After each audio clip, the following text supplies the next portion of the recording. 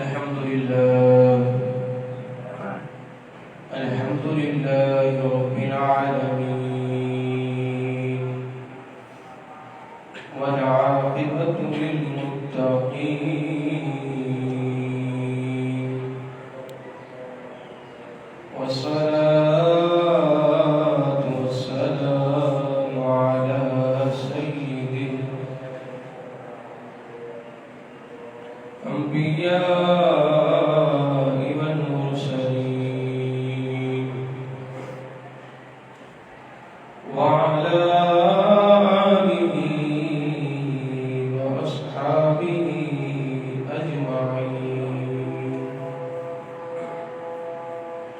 أما بعد فأعوذ بالله من الشيطان الرجيم. بسم الله الرحمن الرحيم.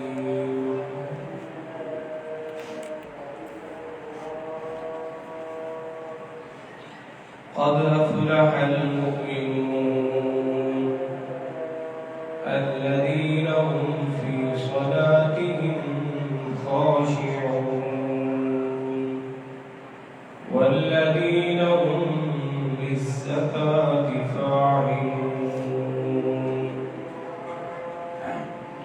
آمنت بالله صدق الله العظيم وصدق رسوله النبي الكريم الأمين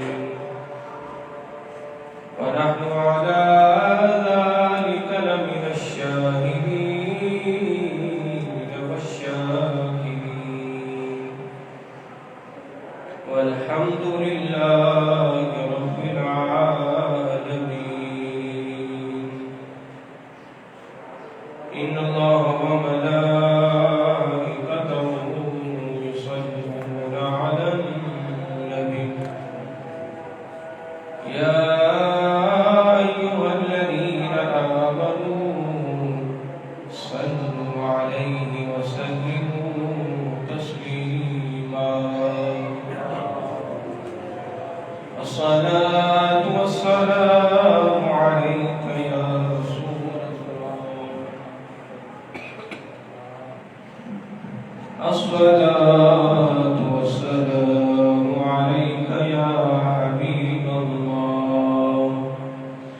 الصلاة والسلام عليك يا نور الله وعلى آلك وأصحابك يا نبي الله.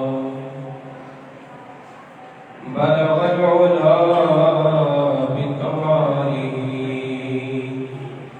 كشف الدجى بجماله حسنت جميع خصاله. صلوا عليه وآله. إلهی بحق بنی فاطمہ کے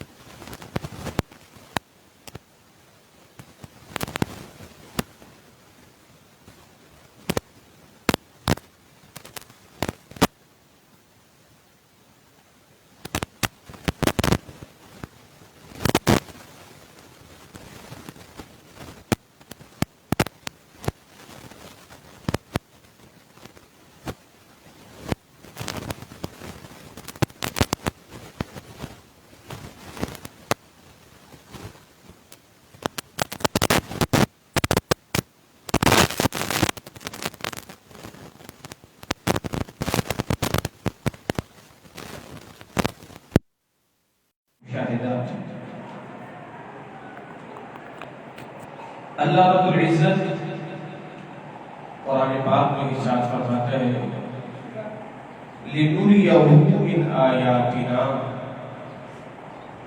اے نبی ہم نے معراج اس لیے کرائی تاکہ ہم آپ کو اپنی نشانیاں دکھائیں۔ تو جنت و دوزخ بھی اللہ کی نشانیوں میں سے نشانیاں ہیں، اور پھر جنت و دوزخ کا معائنہ اس لیے بھی سرکار کو کرایا گیا تاکہ حضور امت کو آ کے بتلائیں کہ جنت بڑا عالیشان محل ہے، اس کے مشتاق بنو، اس کے طلبگار بنو، اس کی تیاری کرو، اور جہنم بہت ہولناک اور خوفناک خطرناک ایک گھڑا ہے، اس سے اپنے آپ کو بچاؤ۔ تو اللہ کے نبی صلی اللہ علیہ وآلہ وسلم شب معراج حضور کا گزر ایک ایسی وادی کے پاس سے ہوا کہ جہاں ٹھنڈی پاکیزہ اور خوشبودار ہوائیں چل رہی تھی۔ تو میرے مصطفیٰ نے ایک آواز سنی تو فرمایا اے جبرائیل یہ ٹھنڈی پاکیزہ خوشبودار ہوا کیا ہے اور یہ آواز کیسی ہے؟ تو جناب جبریل امین عرض کرتے ہیں یا رسول اللہ یہ جنت کی آواز ہے، یہ جنت کی آواز ہے جو کہہ رہی ہے اے میرے رب مجھ میں رہنے والے لوگوں کو میرے پاس بھیج دے۔ یہ جنت کی آواز ہے جو کیا کہہ رہی ہے اے میرے رب مجھ میں رہنے والے لوگوں کو میرے پاس بھیج دے، اور ان کا جن کا تو نے مجھ سے وعدہ کیا ہے،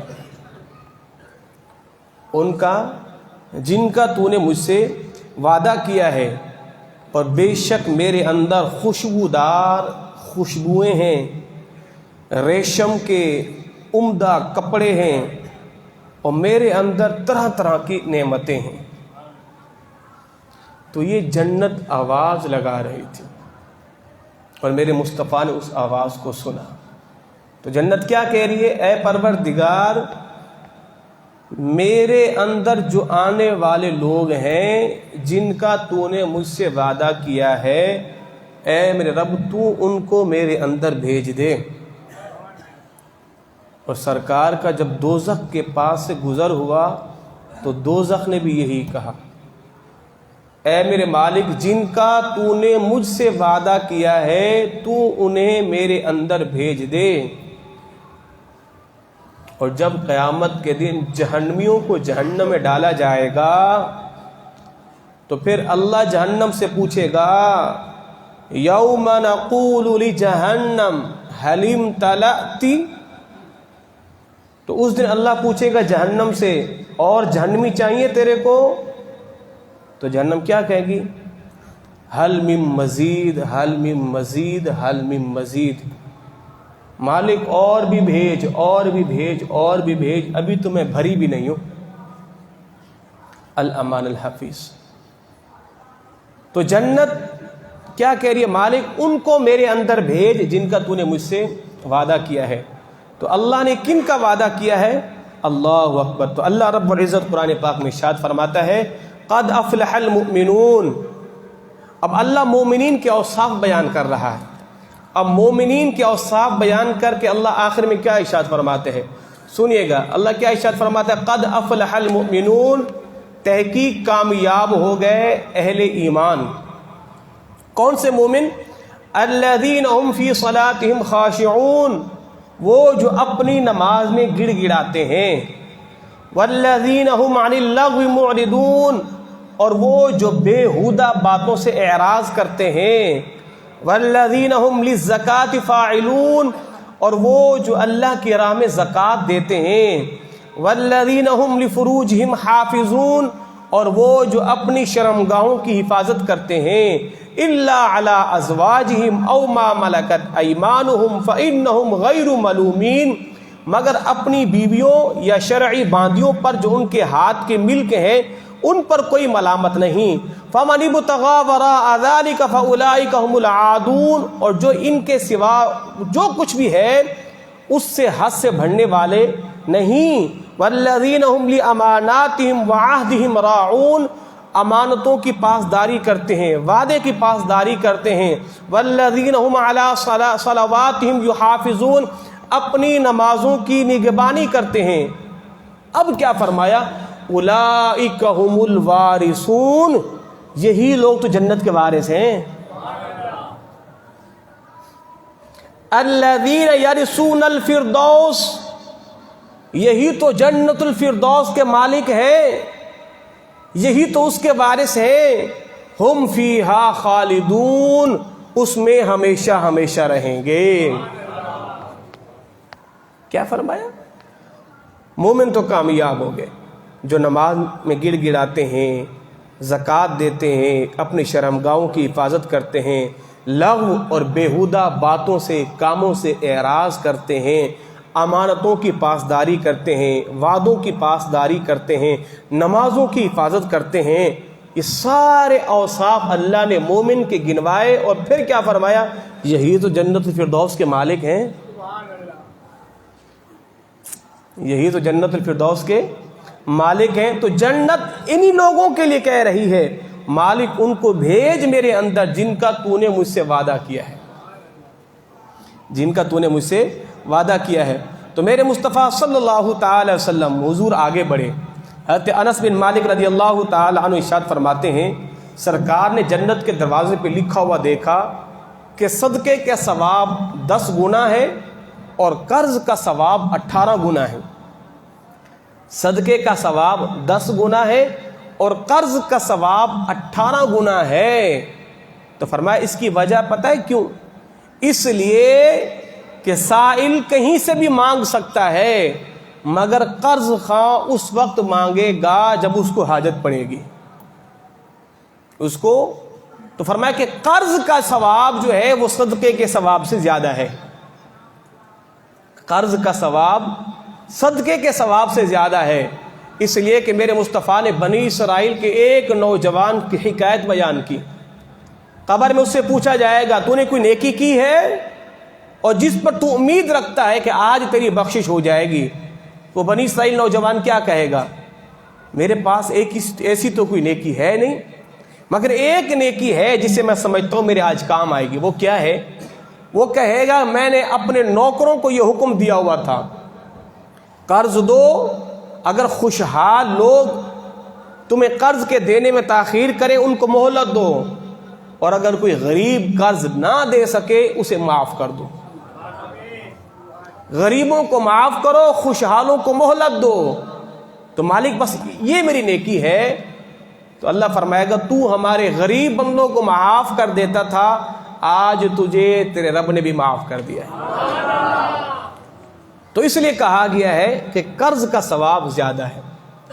اگر کوئی تنگ دست آپ کو قرض نہیں دے سکتا آپ اس کو مہلت دو. اعلیٰ حضرت عظیم البرکت کیا کس نے قرض دینا تھا آپ اس کو مہلت دیتے تھے. وہ دینے آتا تھا، فرماتے یار کل دے دینا، ابھی لے جا تیری ضرورت کوئی پوری ہو جائے گی. حضرت رکھ لیجئے، فرمایا کل دے دینا میاں، کل دے دینا، ابھی اپنی ضروریات پوری کرو، کل دے دینا. تو آپ کی خلفاء نے کہا حضرت وہ تو دے رہا ہے، آپ پھر کہہ رہے ہیں جناب کل دے دینا. فرمایا خدا کے بندے اس لیے کہ میں جتنا اس کو میں نے پیسہ دیا ہے اور جتنی میں اس کو مہلت دوں گا اللہ مجھے اتنی رقم کے صدقے کا ثواب عطا فرمائے گا. یعنی کسی نے آپ کا جو ہے قرض دینا ہے 1,00,000 روپیہ، اور بیچارہ اس کے پاس نہیں ہے، اور آپ اس کی عزت کے ساتھ کھلواڑ نہیں کر رہے، بھرے مجمع آپ اس کا ذلیل رسوا نہیں کر رہے. آپ کہہ رہے ٹھیک ہے جناب کل دے دینا، بس کل دے دینا. اللہ کی رحمت سے یہ پکی امید رکھیں اللہ آپ کو روزانہ 1,00,000 روپے کے صدقے کا ثواب دے رہا ہے، صدقے کا ثواب دے رہا ہے. تو فرمایا کہ اللہ کے نبی صلی اللہ تعالی علیہ وآلہ وسلم نے جنت کے دروازے پہ یہ لکھی ہوئی تحریر پڑھی. اللہ اکبر اللہ اکبر.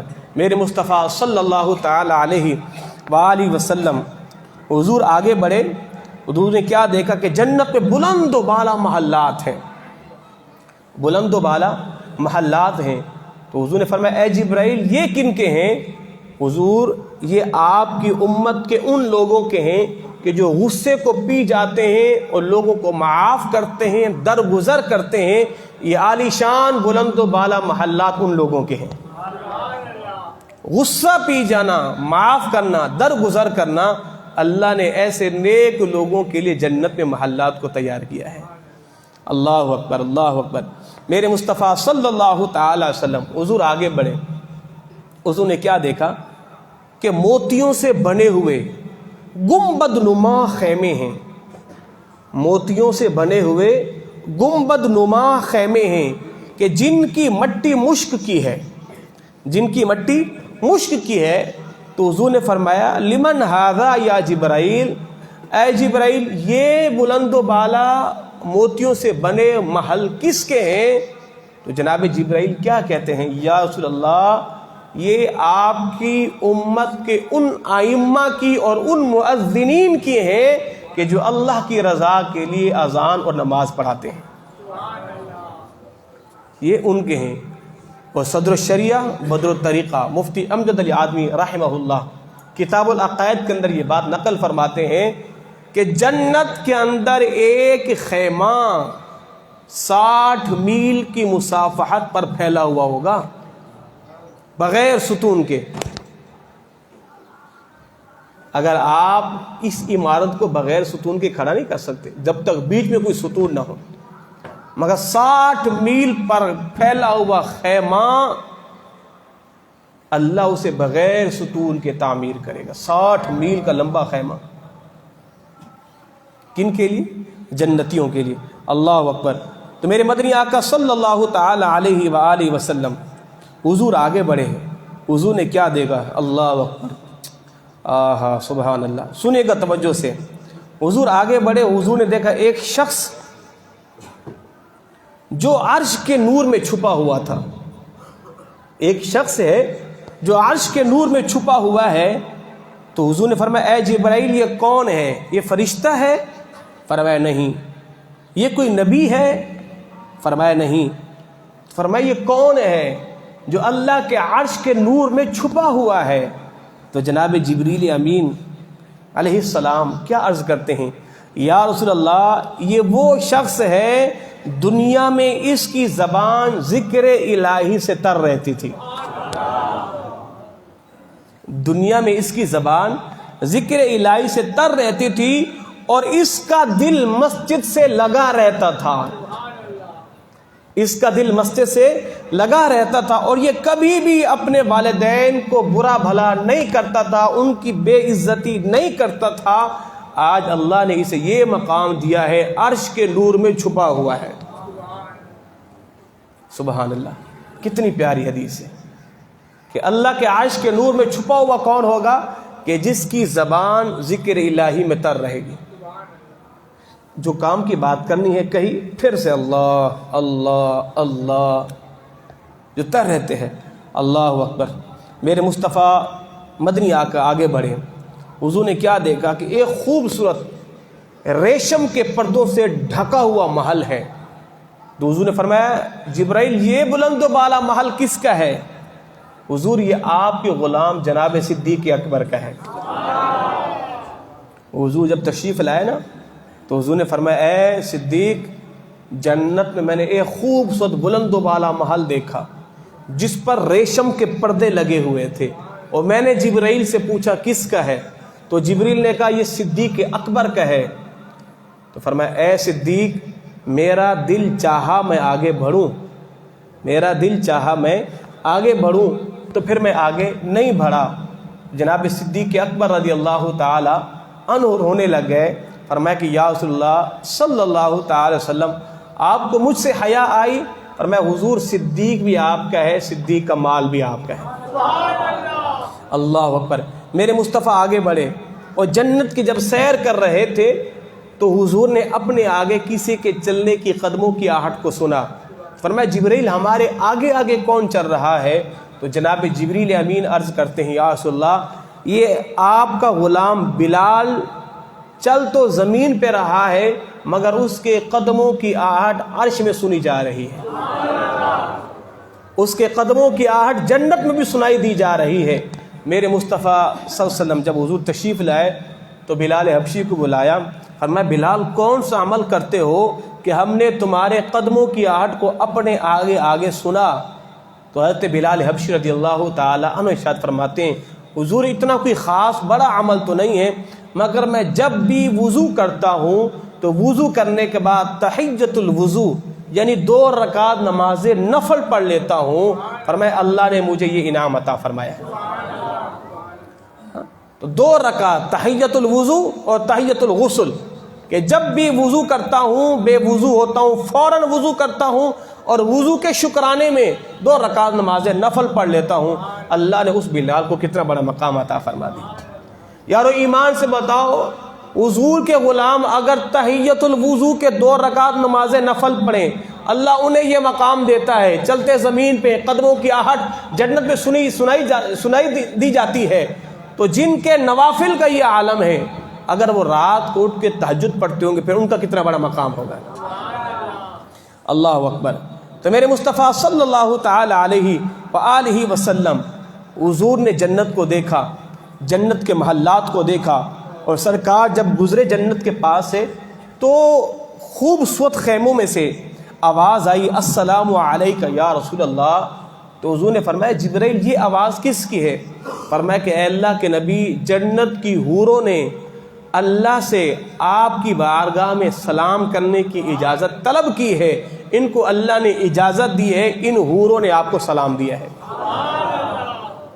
آپ کو سلام دیا ہے۔ اور وہ حوریں کیا کہتی ہیں کہ ہم پردہ نشین حوریں ہیں، اپنے رب کی بارگاہ میں مقبول اور محبوب النظر ہیں، اور فرمایا کہ کبھی ناگواری کرنے والی نہیں ہیں، کبھی نفرت کرنے والی نہیں ہیں، ہم تو کبھی فنا ہونے والی بھی نہیں ہیں۔ اللہ نے ان حوروں کو حضور کے غلاموں کے لیے اہتمام و انصرام کے ساتھ بلند و بالا خیموں میں بٹھایا ہوا ہے۔ اللہ اکبر۔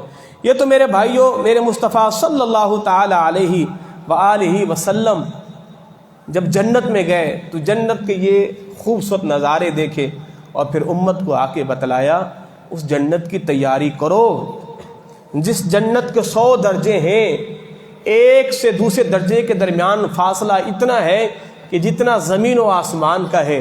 اس جنت کے دروازے، ایک دروازے کا بازو دوسرے دروازے کے بازو سے اتنا وسیع ہے کہ جس میں 70 سال تیز رفتار گھوڑا بھی دوڑتا رہے تو اس کے دوسرے بازو تک نہ پہنچے۔ اس جنت کے درختوں کا سایہ اتنا وسیع ہے کہ جس میں 100 سال تیز رفتار گھوڑا بھی دوڑتا رہے تو پھر جا کے اس کے سایوں کو پہنچے۔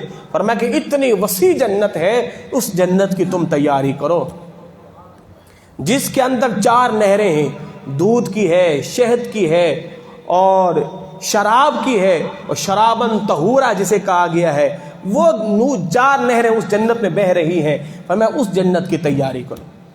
وہ جنت ایسی ہے کہ جس کا خیال کسی کے دماغ میں نہیں ہے، اور جس کی آنکھ نے کبھی اتنا خوبصورت بلند و بالا محلات کو نہیں دیکھا ہوگا کہ جتنا اللہ رب العزت نے جنت میں مومنین کے لیے تیار فرمایا ہوا ہے۔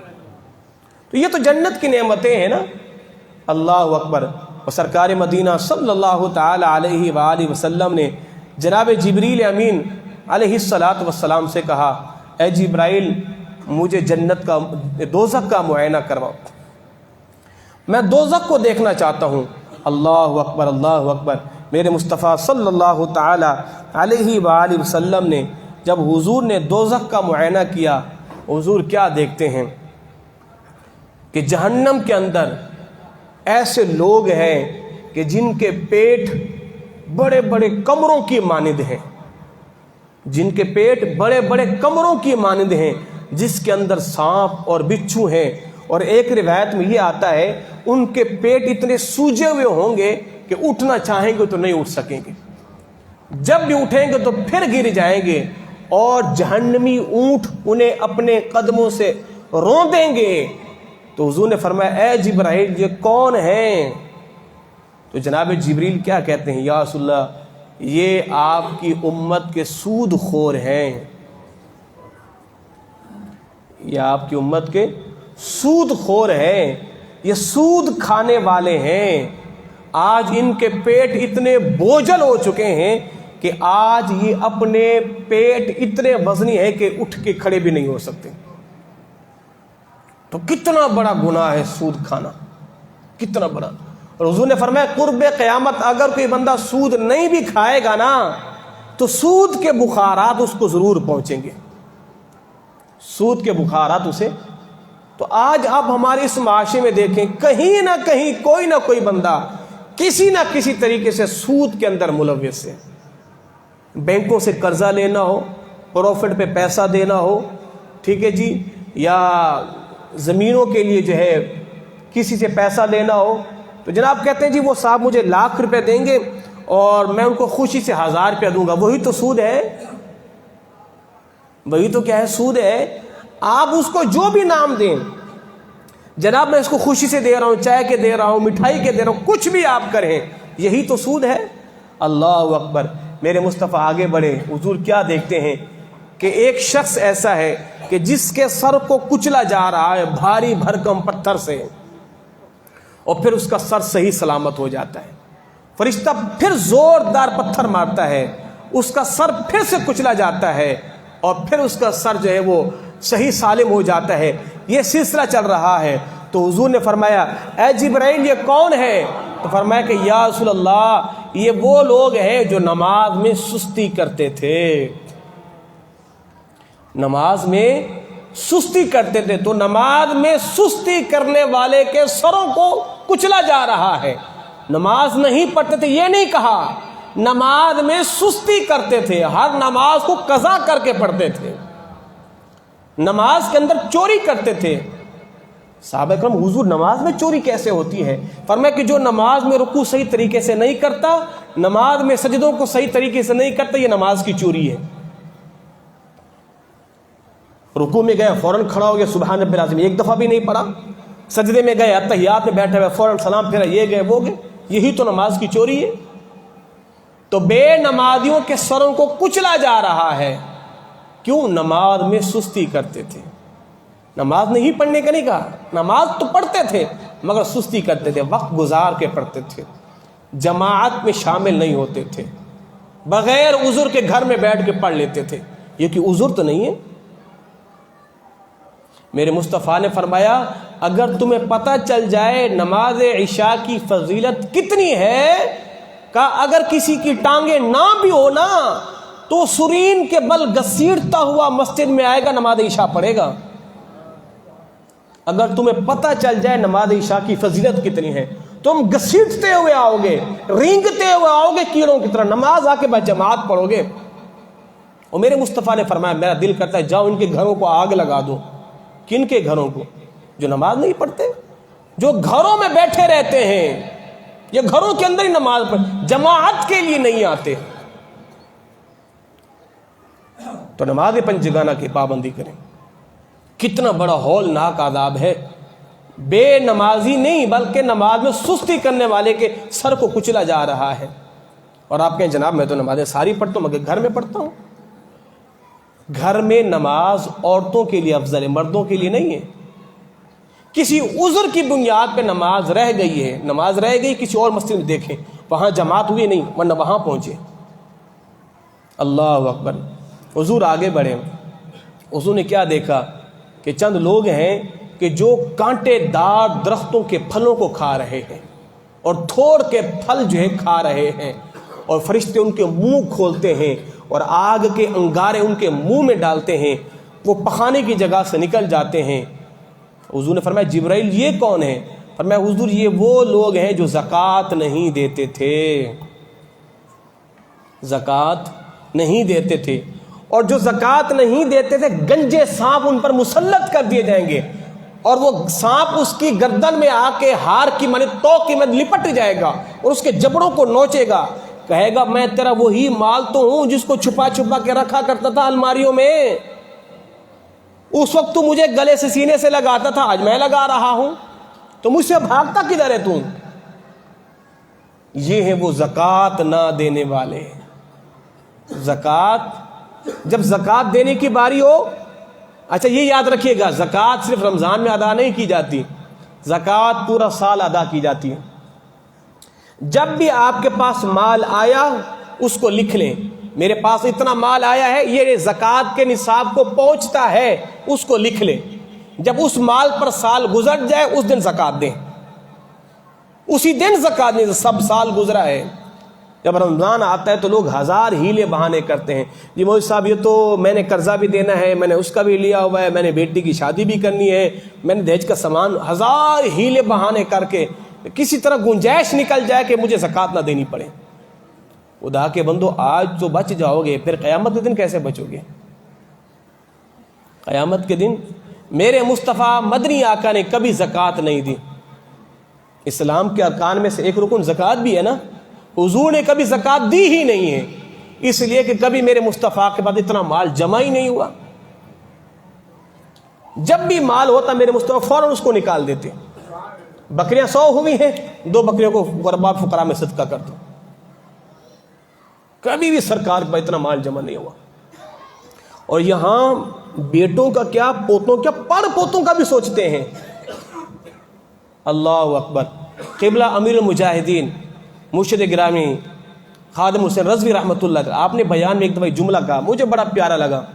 آج تو لوگ نسلوں کے بارے میں سوچتے ہیں نا، یار میرے بیٹے کا بنگلہ بن گیا، پوتے کا بھی بن جائے، جی پوتوں کو بھی گھوڑی پہ چڑھا بیٹھ کے دیکھ لوں۔ آپ کیا فرماتے تھے؟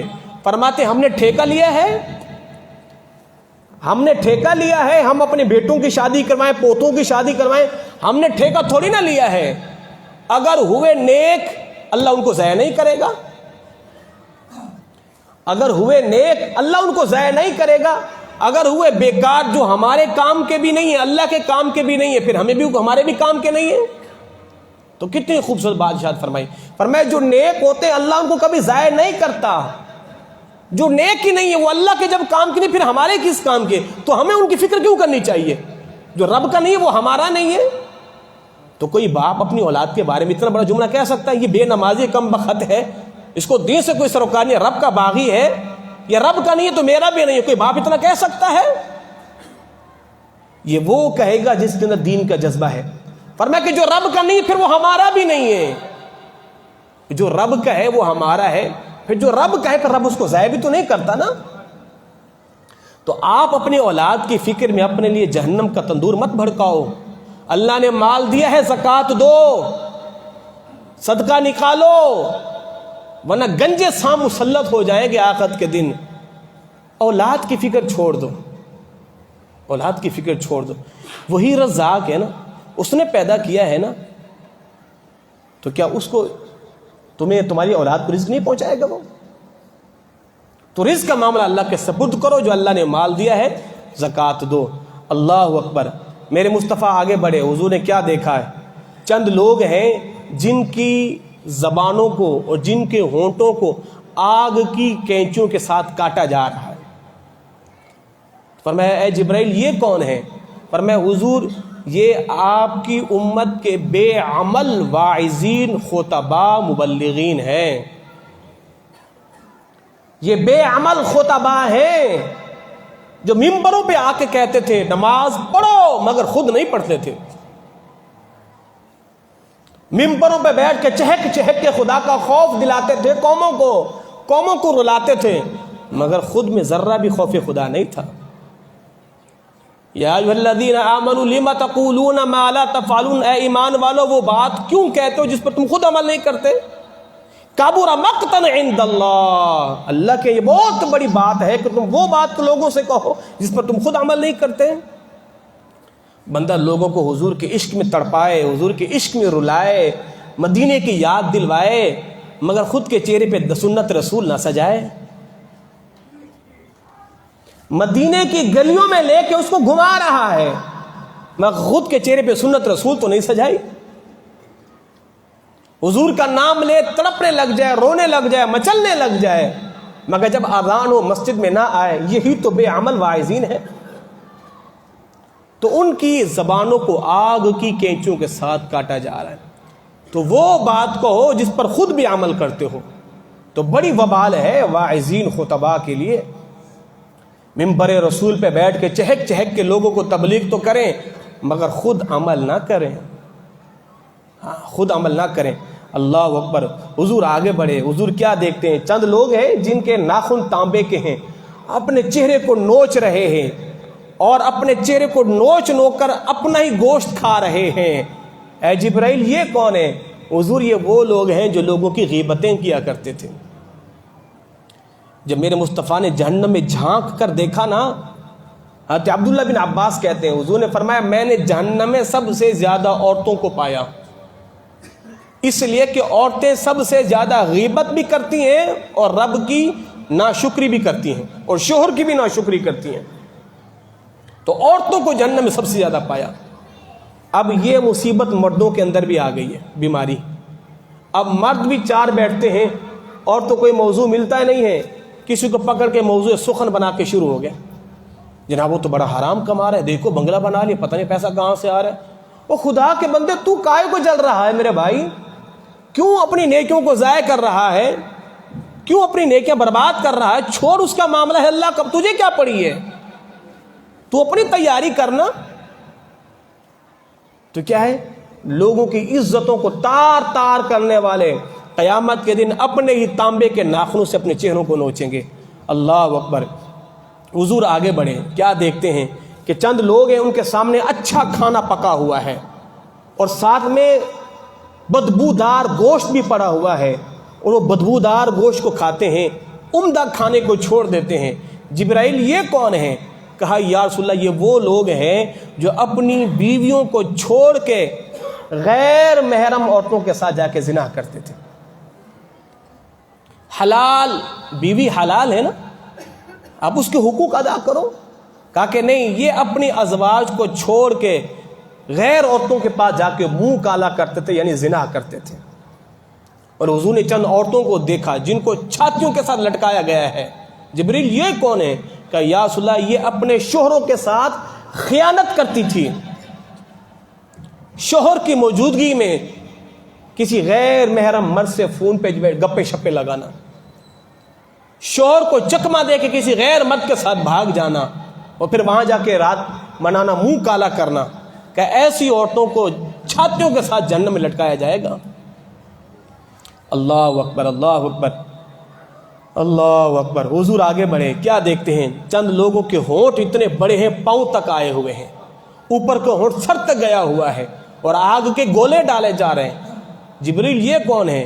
حضور یہ وہ لوگ ہیں جو یتیموں کا مال کھاتے تھے، مسکینوں کا مال کھاتے تھے، غریبوں کا مال کھاتے تھے، بیواؤں کا مال کھاتے تھے، لاچاروں کا مال ہڑپ کر جاتے تھے، اپنی طاقت کے بل بوتے پہ کسی کے پلاٹ پہ قبضہ کر لیتے تھے، کسی کی جو ہے زمین پہ قبضہ کر لیتے تھے۔ یہ وہ لوگ ہیں، آج انہیں یہ عذاب دیا جا رہا ہے۔ تو کوئی اگر کسی کا حق مار لیتا ہے تو میرے بھائی پریشان مت ہو، ایک عدالت لگنے والی ہے جہاں تمہیں ایک ایک پیسے کا بھی حساب ملے گا۔ ہاں، پیسے کا بھی حساب ملے گا، تو پریشان ہونے کی ضرورت نہیں ہے۔ اگر کوئی ظالم آپ پر ظلم کرتا ہے تو ٹھیک ہے جناب، کر لو، وہ دن تو آنے والا ہے کہ جب تیرا گریبان ہوگا اور میرا ہاتھ ہوگا۔ ہاں، پھر اس دن میں فریادی بن کے تجھے رب کی بارگاہ میں گھسیٹ کے لے کے جاؤں گا۔ پھر اس دن مالک اس وقت تک معاف نہیں کرے گا جب تک ایک مظلوم اپنے دنیا کے ظالم کو معاف نہ کرے۔ تو وہ نظام تو لگنے والا ہے، وہ عدل کا نظام قائم ہونے والا ہے۔ اس لیے میں ہمیشہ کہتا ہوں حقوق العباد میں خاص خیال رکھا کریں، کسی کا حق نہیں ماریں، کسی کے پیسے نہیں کھائیں، کسی کی زمین ہڑپ نہ کریں، کسی کو مار کے اذیت کا سبب اپنے لیے نہ بنائیں۔ آج معافی تلافی کر لو، جو کچھ کرنا ہے آج، جس سے معافی مانگنی ہے آج مانگ لو، جس کو حق دینا ہے آج دے لو، قیامت کے دن پھر بڑا بھاری پڑ جائے گا۔ بلکہ یہ تمہارا ریئل واقعہ بھی ہے، ایک شخص کا انتقال ہوا، قرض خواہ آ کے میت کو پکڑ کے بیٹھ گیا، اس وقت تک نہیں جانے دوں گا جب تک یہ میرا پیسہ نہیں دے۔ تو خدا را حقوق العباد کا خصوصی خیال کریں تاکہ آخرت میں کوئی پکڑ نہ ہو۔ تو اللہ رب العزت کی بارگاہ میں دعا گو ہوں، اللہ رب العزت ہمیں ان تمام جملہ باطنی بیماریوں سے بچنے کی توفیق عطا فرمائے۔ وما علیہ الا البلاغ المبین۔